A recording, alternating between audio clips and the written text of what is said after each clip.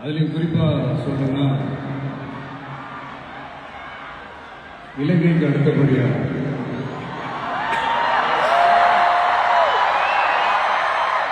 அதிகமான தமிழர்கள் வாழ்ந்த ஊர் நம்ம மலேசியா.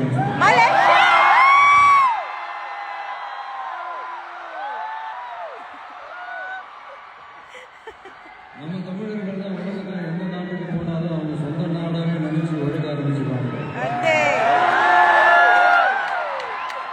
நீங்க பாத்தீங்கன்னா இந்த மலேசியா நாட்டோட முக்கியமான பில்லர்ஸ்ல நம்ம தமிழர்களும் இருக்காங்க அப்படின்னு பார்க்கும்போது அப்படின்னு நிறைய பேர்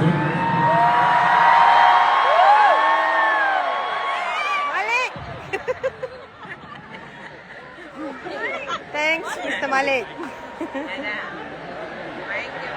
மைக்கா மாத்துங்கடே ப்ளீஸ் அப்படின்னு நிறைய பேர் சொல்லி கேள்விப்படும் போது உண்மையிலே ரொம்ப சந்தோஷமா தான்.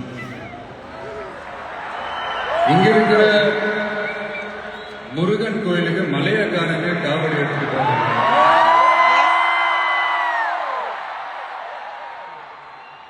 இங்க இருக்கிற சைனாக்காரங்க ரொம்ப அழகா தமிழ் பேசுறாங்க. அப்படி நம்மளுடைய தமிழை, நம்ம மொழியை, நம்ம கலாச்சாரத்தை, நம்ம பண்பாட்டை இன்னும் உயிரோட வச்சிருக்கிற நம்ம மலேசியா தமிழர்களுக்கு இந்த நேரத்தில் என்னுடைய நன்றியை தெரிவிச்சேன்.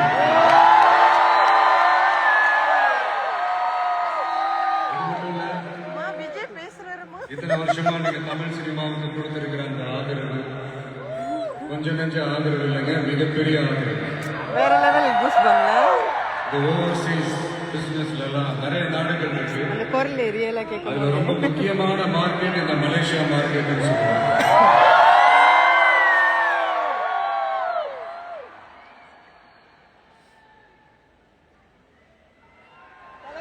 அது மட்டும் இல்ல, இங்க நிறைய ஷூட்லாம் வந்திருக்கோம்.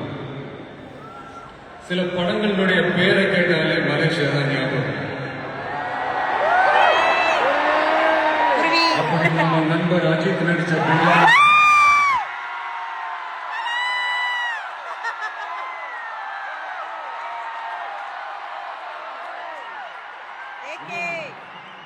நிறைய படங்கள் இருக்கு. என் படங்கள்ல காவலன், குருவி எல்லாம் இங்க ஷூட் ரொம்பவே சப்போர்ட்டிவா இருந்தது. யாதும் ஊரே யாவரும் கேள்வி நீங்க தான். அப்படிப்பட்ட இந்த மலேசியாவில் இந்த ஜனநாயகன் படத்தினுடைய சொல்லாமா வேணாமான்னு தெரியல, என்னோட கடைசி படமான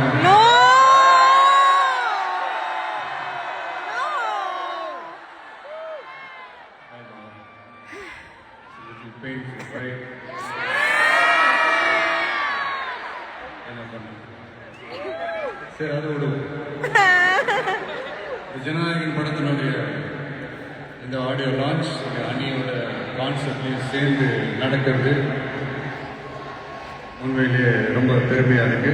இவ்வளவு தூரத்தில் இருந்தாலும் இங்க இருக்கிற என்னுடைய ரசிகர்கள், இங்க இருக்கிற என்னுடைய ஊடக நண்பர்கள், இங்க சோசியல் மீடியால ரொம்ப ஆக்டிவா இருக்கக்கூடிய நம்ம நண்பா நண்பிகள்,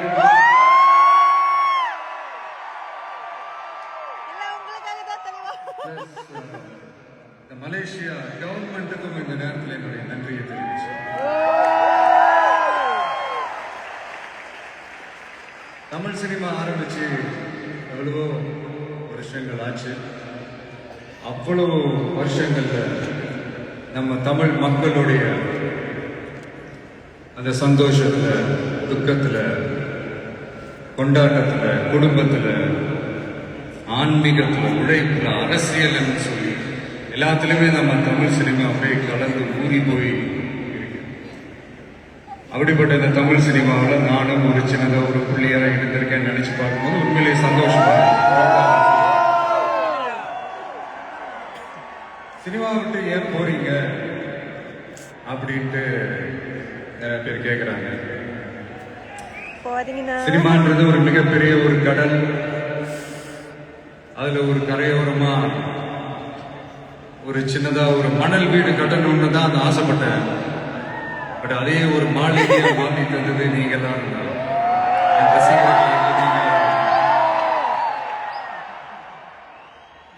அது மட்டும் இல்ல, நான் சினிமாவுக்கு வரும்போது இது எல்லாருக்குமே தெரிஞ்ச விஷயம் தான். இந்த பழைய கதை தான். நான் ஃபேஸ் பண்ணாத விமர்சனங்கள் இல்லை, நான் ஃபேஸ் பண்ணாத அவமானங்கள் இல்லை, இந்த மாதிரி நிறைய காயங்கள் அதெல்லாம் தாண்டி தான் வந்திருக்கிறோம். அந்த மாதிரி நேரத்துலலாம் டே ஒன்ல இருந்து என் கூடவே நின்னது என்னுடைய ரசிகர்கள்.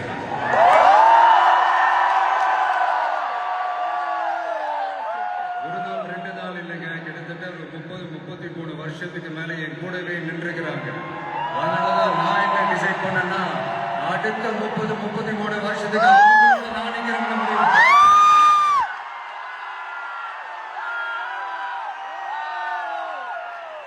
எனக்கு ஒண்ணுனா வந்து தியேட்டர்ல நிக்கிறாங்க, நாளைக்கு அவங்களுக்கு ஒண்ணுனா வீட்டுல போய் நிக்கிறாங்க.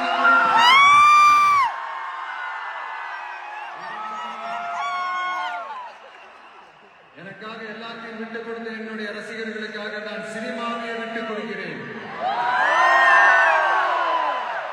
இந்த விஜய் சும்மா நன்றின்னு சொல்லிட்டு போறவன் கிடையாது, நன்றி தீர்த்துட்டு தான் போறேன்.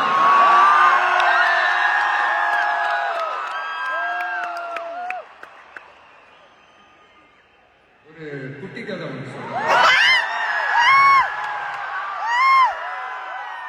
கையிடுறாடி.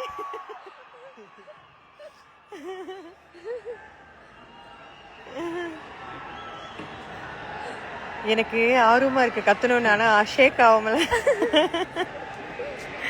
அதனால கத்தாம இருக்கேன்.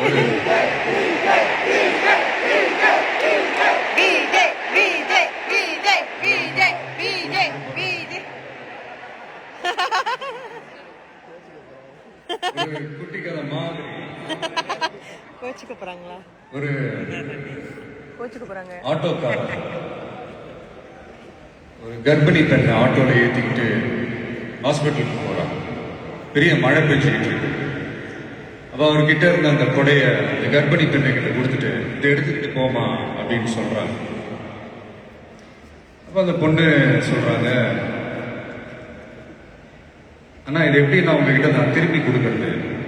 அதுக்கு அந்த ஆட்டோக்காரர் சொல்றாரு, வேற யாருக்காவது தேவைப்படுறவங்களுக்கு கொடுத்துருமா அப்படின்னு சொல்லிட்டு அவர் போயிடுறாரு.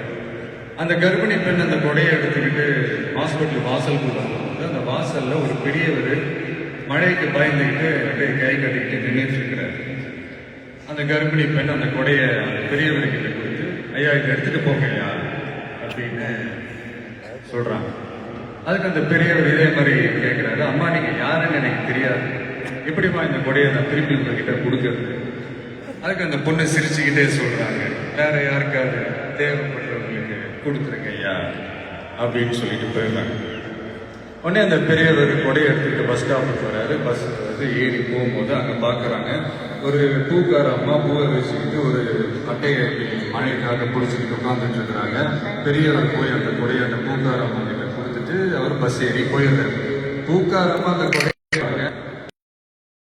அவங்க கிட்ட கொடையை கொடுத்துட்டு, மழையில நனையாதம்மா இதை எடுத்துக்கிட்டு போங்க அப்படின்னு சொல்றாங்க. அந்த பொண்ணு தேங்க்ஸ் அப்படின்ற வாசல்ல நின்றுட்டு இருக்கிறது. பொண்ணு மழையில நனைஞ்சுக்கிட்டு வரணுமே அப்படின்ட்டு அந்த அப்பா வேற யாரும் இல்லை, அந்த ஆட்டோக்காரர்.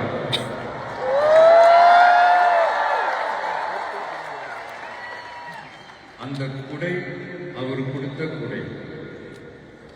So the moral of the story is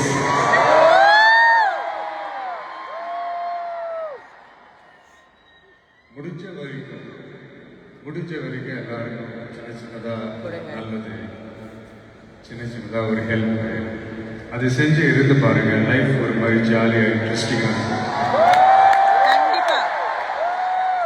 ஒரு ஃபேமஸ் சேயிங் ஒன்று இருக்கு, வெள்ளத்துல தவிக்கிற ஒருத்தருக்கு நீங்க படகு கொடுத்தீங்கன்னா பாலைவனத்துல நீங்க தவிக்கிறப்போ அது ஒட்டகமா வந்து நிற்கும். யாராவது உங்களுக்கு ஏதாவது கெடுதல் செஞ்சுட்டாங்கன்னு நினைக்கிறேன், அது நீங்க பழி வாங்கிட்டீங்கன்னு நினைக்கிறேன், அந்த நாள் முழுக்க நீங்க சம மகிழ்ச்சியா இருப்பீங்க. எப்படி பார்த்தல, எப்படி பழி வாங்கினேன். ஆனா அதே மனுஷனை மன்னிச்சு விட்டு பாருங்க, வாழ்நாள் முழுக்க நிம்மதியா இருக்கு.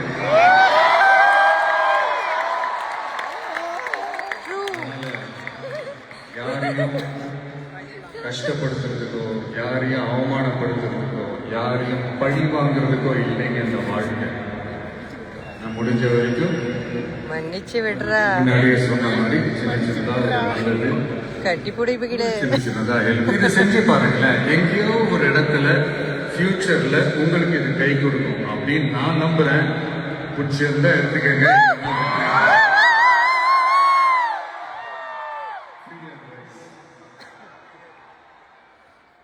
இப்போ இந்த event, the hero of this ஈவெண்ட்டுக்கு வருவோம். அனிருத், அவருக்கு நான் ஒரு பேர் வைக்கலான்னு இருக்கேன்.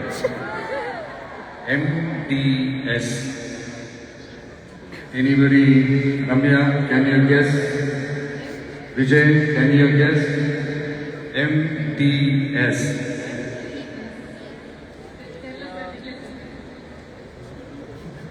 Musical departmental store. அதாவது அந்த ஸ்டோரை திறந்து நீங்க உள்ள போயிட்டீங்கன்னா அன்லிமிட்டடா என்ன வேணுமோ, எவ்வளவு வேணுமோ எல்லாத்தையும் எடுத்து ஹாப்பியா வரலாம். அது சாங்ஸா இருக்கட்டும், பிஜிஎம்மா இருக்கட்டும், இல்ல பேக்ரவுண்ட் ஸ்கோர்ல அந்த பிட் சாங்ஸா இருக்கட்டும், எஃபெக்ட்ஸா இருக்கட்டும். இந்த மாதிரி என்ன டிசப்பாயிண்ட் பண்ணதே இல்லை. அது என்னுடைய படம் ஆல்பமா இருக்கட்டும், இல்லை மற்றவங்க படம் ஆல்பமா இருக்கட்டும், படிப்படியா ஏறி போய்கிட்டே இருக்கிறாரு. ஸோ ஹாப்பி ஃபார் யூ அனி. அண்ட் என்னுடைய டைரக்டர் ஹெச் வினோத் ஒரு சமூக பொறுப்புள்ள ஒரு இயக்குனர் சொல்லலாம். ஒரு கமர்ஷியல் படமாகவே இருந்தாலும் அதில் ஒரு சமூக பொறுப்புள்ள விஷயங்கள் சொல்லணும், சில நல்ல ஐடியாலஜிக்கல் விஷயங்களை சொல்லணும், ரொம்ப கவனமாக இருப்பாங்க. ஆல்ரெடி ரெண்டு வாட்டி படம் பண்ணுறதா இருந்தது. ஸோ அதெல்லாம் மிஸ் ஆகி ஜனநாயகன் படத்தில் 2 பேரும் சேர்ந்து ஒர்க் பண்ணதில் ரொம்ப சந்தோஷம். அண்ட் என்னுடைய வில்லன் பாபி டியோல், அவருடைய ஸ்க்ரீன் ப்ரெசன்ஸே நெக்ஸ்ட் லெவல் தான். ஆக்சுவலாக அவருடைய 2 முக்கியமான 2 படங்கள் தான் அதுலேருந்து இன்ஸ்பயர் ஆகி பண்ணது தான் பிரியமுடன், வில்லு எல்லாமே. சார், முக்கியமான படங்கள்லாம் அது என்ன படம் உங்களுக்கு தோண மாட்டேங்குது? அது எதுக்குமா? அதான் நான் ஷூட் ஸ்பாட்டில் அவர்கிட்ட சொல்லும் போது இதே தான் நான் சொன்னேன். சார், உங்களுக்கே தெரியாமல் உங்கள் 2 படத்தை நாங்கள் சுட்டுட்டோம் சார். அவர் அப்படியே விச் மூவி அப்படின்னாரு. ஐயோ, நம்மளே வாய் கொடுத்து மாட்டிக்கிட்டோம். அதனால அது மாதிரி நிறைய இன்ஸ்பயர் ஆகிடும் என்னுடைய படங்கள் பார்த்து, அதுதான் சொல்லுவாங்க. அண்ட் மமிதா ரொம்ப ஷார்ட் அண்ட் ஸ்வீட்டாக சொல்லணும்னா, இன்னைக்கு இளைஞர்களுடைய டூட் மட்டும் இல்லை, இந்த படத்துக்கு அப்புறம் குடும்பங்கள் கொண்டாடும் டாட்டரா கூட மாறிடுவாங்க. என்னுடைய நல்ல ஒரு ஃப்ரெண்ட் அவங்க. அண்ட் பூஜா, தமிழ் சினிமாவின் மோனிகா பெலுஜி, அவங்களுடைய நடிப்பாக இருக்கட்டும், டான்ஸாக இருக்கட்டும், ஸ்க்ரீன் ப்ரெசன்ஸாக இருக்கட்டும், எல்லாமே next level. And Prakash Raj, ஜென்ரலாக ஹீரோவுக்கும் ஹீரோயினுக்கு தான் நல்ல கெமிஸ்ட்ரி ஒர்க் அவுட் ஆகும்னு சொல்லுவாங்கல்ல. எனக்கு ஆக்சுவலாக எனக்கும் பிரகாஷுக்கும் நல்ல கெமிஸ்ட்ரி ஒர்க் அவுட் ஆகும். அந்த ஹீரோ வில்லன் அந்த காம்போ, நான் சொல்றது கில்லி டேஸ்ட்லேருந்தே சொல்கிறேன். கில்லியாக இருக்கட்டும், போக்கிரியாக இருக்கட்டும், சிவகாசியாக இருக்கட்டும், இல்லை இப்போ ஜனநாயகன் வரைக்கும் அந்த ப்ராசஸில் நான் ரொம்பவே என்ஜாய் பண்ணேன். தேங்க்யூ பிரகாஷ். முக்கியமாக என்னுடைய ப்ரொடியூசர் கேவிஎன் சார், அவங்க ஆக்சுவலாக இந்த படம் 2023 அந்த பேச்சுவார்த்தையெல்லாம் ஸ்டார்ட் ஆகிடுச்சு, இந்த மாதிரி படம் பண்ண போகிறோன்ட்டு. அதே நேரத்தில் நான் வந்து என்னோட இந்த பொலிட்டிக்கல் சைடும் அது அந்த அனௌன்ஸ்மெண்ட்லாம் வந்துருச்சு. அப்போ நான் அவர்கிட்ட நான் கேட்ட ஒரே ஒரு விஷயந்தான் அவர்கிட்ட நான் கேட்டேன், சார் சும்மாவே என் படத்துக்கு பிரச்சனை வரும், இதில் வேற நான் வேற ட்ராக்கை நோக்கி போகிறேன், எப்படி சார் இந்த டைமில் நீங்கள் படம் எடுத்து பண்ணுறீங்களா, பரவாயில்லையான்னு கேட்டேன். அவர் அதெல்லாம் யோசிக்கவே இமீடியட்டாக பண்ணலாம் அப்படின்ட்டு அந்த பாசிட்டிவ் வைப் எங்கள் மேலே திருப்பி விட்டார். ஸோ இந்த நேரத்தில் அந்த படம் நீங்கள் எடுத்து பண்ணதுக்கு ரொம்ப நன்றி சார். ஏன்னா அதுலேருந்து ஸ்டார்ட் ஆகி இந்த ஆடியோ ஃபங்க்ஷன் வரைக்கும் வந்து ப்ரொடியூசர்ஸ் ஜெகதீஷ், லோஹித்லாம் சொல்லுவாங்க, இவர் என்ன சார் எதுலையுமே தலையிடவே மாட்டேங்கிறாரு, என்ன நடக்குது, ஏது நடக்குது, ஷூட்டிங் நடக்குதா இல்லையா, என்ன செலவாகுது, எதுவுமே கேட்க மாட்டேங்கிறாரு.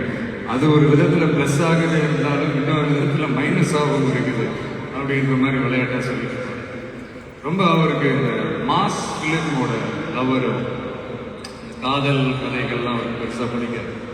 அதனால் அப்பப்போ ஷூட்டிங்க்கு வந்தாருன்னா அந்த guys I just need a mass action film okay அப்படின்ட்டு அந்த எனர்ஜி எங்கள் மேலே பாஸ் பண்ணிட்டு போயிடுவார்.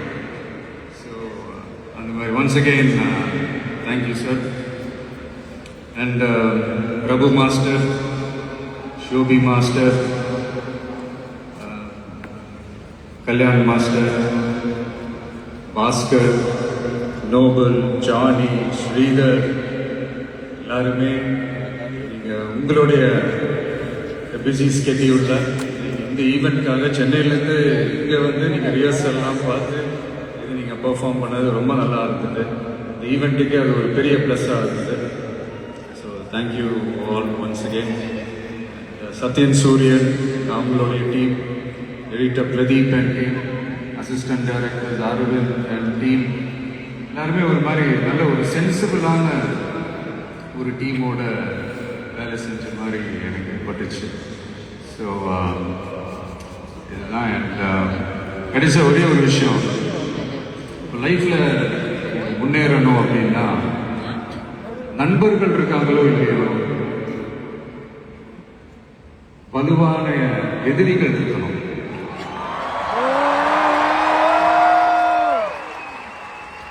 சும்மா வர்றவங்க போறவங்களால எழுதிட்டு இருக்க முடியாது இல்லையா? வலுவா இருக்கிறவங்கள தானே எதிர்க்க முடியும். அப்பதானே நாம ஜெயிக்கிற அளவுக்கு வலிமையா இருக்கோம்னு அர்த்தம். இப்போ ரீசெண்டா நம்மளை பத்தி ஒரு பேச்சு ஒன்று ஓடிட்டு, விஜய் என்ன தனியா வருவாரா அடியா வருவாரா? நம்ம எப்பங்க தனியா இருந்திருக்கிறோம்? 33 வருஷமா உங்களோட தானே இருக்கிறோம், மக்களோட தானே இருக்கிறோம். அப்ப ஒரு மிகப்பெரிய ஒரு அணி தானே, அது எப்படி தனின்னு சொல்ல முடியும்?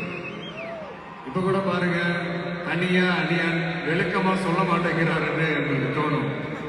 சஸ்பென்ஸ் ஒன்று இருந்தா தானே கிக் இருக்கும். இதெல்லாம் கைத்தட்டலுக்காக நான் சொல்லல.